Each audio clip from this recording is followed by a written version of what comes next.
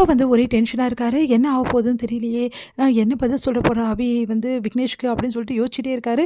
அவர் mind ஃபுல்லாக எந்த ஒர்க்லையுமே அவரால் வந்து கவனத்தை செலுத்தவே முடியல. அதை பற்றியே யோசிச்சுட்டே இருக்காரு.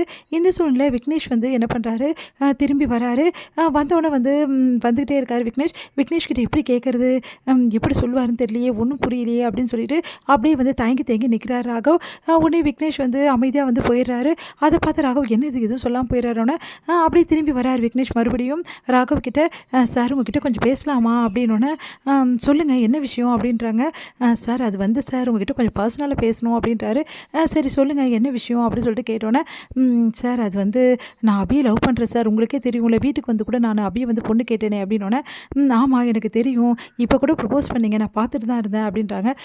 பார்த்தீங்கல்ல, சரி ஓகே, அப்போ தான் ஓகே ஆகிடுச்சுல, அப்புறம் என்ன சந்தோஷமாக இருங்க, அபி தான் ஓகே சொல்லிட்டாங்களா, அதுதான் சார் இல்லை அப்படின்னோடனே, அப்படி என்ன சொல்கிறீங்க அப்படி சந்தோஷமாக ராகவ் கேட்குறாரு.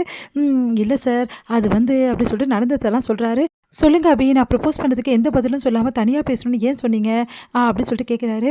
பின்ன என்ன சார், நான் அப்போவே சொல்லிட்டேன்ல நீங்கள் கேட்கும்போது, சார் எனக்கு கல்யாணத்துலேயும் காதலையும் எந்த வித ஐடியாவும் கிடையாது, நான் வந்து வேறு விஷயமா இருக்கேன் சார், இதெல்லாம் எனக்கு நேரம் இல்லை சார், நான் ஆல்ரெடி சொல்லிட்டேன் உங்களுக்கு, சொன்னால் மறுபடியும் வந்து இதே மாதிரி பண்ணுறீங்க, அதுவும் எல்லா முடியும் ப்ரப்போஸ் பண்ணுறீங்க, என்ன சார் இதெல்லாம் நல்லாவா இருக்குது நீங்கள் பண்ணுறதெல்லாம் அப்படின்னு சொல்லிட்டு கேட்குறாங்க.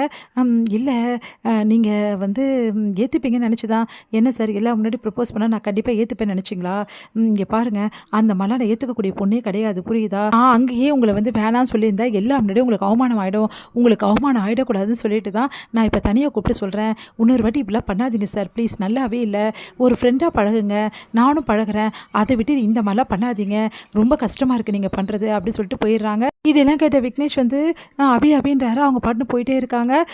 இதுதான் பாஸ் நடந்தது, எனக்கு ஒன்றுமே புரியல, ஏன் வந்து அபி என்னை வேணாம்னு சொல்கிறாங்கன்னே தெரியல, என்னை பிடிக்கலையா அபிக்குன்னு தெரியல, ஆனால் ஒரு விஷயம் மட்டும் உண்மை, அபி இப்போ வேணாம்னு சொல்கிறாங்களே, இதே அபியை நான் லவ்வை வந்து ஓகே பண்ண வைப்பேன், கண்டிப்பாக கூடி சீக்கிரம் பாருங்கள், எப்படியாவது வந்து அபியை சம்மதிக்க வச்சு அவங்கள கல்யாணம் பண்ணியே தருவேன், நான் வந்து அபியை தவிர யாரையுமே கல்யாணம் பண்ணிக்க மாட்டேன், கூடி சீக்கிரம் வந்து நான் அபி மனசை மாற்றுவேன் அப்படின்னு சொல்லிட்டு விக்னேஷ் வந்து போயிட்டுருக்காரு.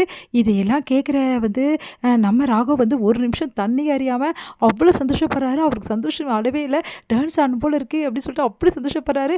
அப்படியே வந்து பார்த்து சந்தோஷப்பட்டுட்டு இருக்காரு.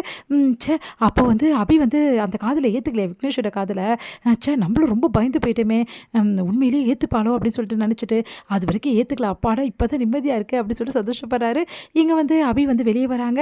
அபி போகிறது அப்படியே வந்து பார்த்துட்டு அப்படியே வந்து நடக்கிறது எல்லாத்தையும் பார்த்து ராகவ் வந்து அப்படியே ரசிக்கிறாரு. இங்கே ஆகாஷ் என்ன பண்ணுறாரு, அனு கிட்ட வந்து கோயிலுக்கு போகலாமான்னு சொல்லிட்டு கெஞ்சி கெஞ்சி கேட்குறாரு. ஆனால் அனு வந்து நான் வர முடியாது அப்படின்னு மாதிரி சொல்லிடுறாங்க. உடனே வந்து அப்போது நான் கூப்பிட்டா வரமாட்டியா, அப்போது எனக்கு மேலே பாசமே இல்லையா, ஏன் அனு இப்படி பண்ணுறீங்க அப்படின்னு சொல்லிட்டு கேட்குறாரு. இப்போ என்ன உங்களுக்கு கோயிலுக்கு வரணும் அவ்வளோதானே, வந்து தொலைகிறேன் அப்படின்னு சொல்லிட்டு கூட வராங்க. இங்கே வந்து சாமி கும்பிட்டுட்டு இருக்கும்போது கரெக்டாக அனுவோட ஃபேமிலி எல்லாருமே பார்க்குறாங்க. அவங்க அம்மா அப்பா, அவங்க வந்து அபி எல்லாருமே பார்க்குறாங்க.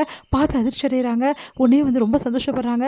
இதுக்காக தான் வந்து உங்களை கோயிலுக்கு கூட்டிட்டு வந்தேன், இவங்களுக்காக தான், இவங்கள பார்க்காம நீங்கள் ஏங்கி போயிருக்கீங்களா அதனால தான் அப்படின்னோடனே சந்தோஷம் தாங்க முடியல. அனுக்கா அப்படியே போய் கட்டிக்கிறாங்க எல்லாரையுமே, அவங்க அத்தை எல்லாருமே கட்டிக்கிறாங்க. உடனே அவங்க சாப்பாடு தந்து அனு கூட்டுறாங்க. அனு அவங்களுக்கு கூட்டி விடுறாங்க. அவங்க ஃபேமிலி கூட அனு சந்தோஷமாக இருக்கிறத பார்த்துட்டு ரொம்ப சந்தோஷப்படுறாரு நம்ம வந்து ஆகாஷ். உடனே வந்து ரொம்ப நேரம் டைம் ஸ்பெண்ட் பண்ணுறாங்க. அவங்க எல்லாரு கூடயும் சந்தோஷமாக வந்து வராங்க. உடனே வந்து சரி கிளம்பலாமா அப்படின்னு கிளம்புறாங்க அனு. அடுத்து வந்து அனு வந்து ஆகாஷ் கிட்ட பேசுகிறாங்க. சாரி ஆகாஷ், நான் வந்து உங்களை தப்பாக நினச்சிட்டு உங்களை திட்டிட்டேன், என்னை மன்னிச்சிடுங்கன்றாங்க. பரவாயில்லன்றாரு ஆகாஷ். இதோட முடியுது.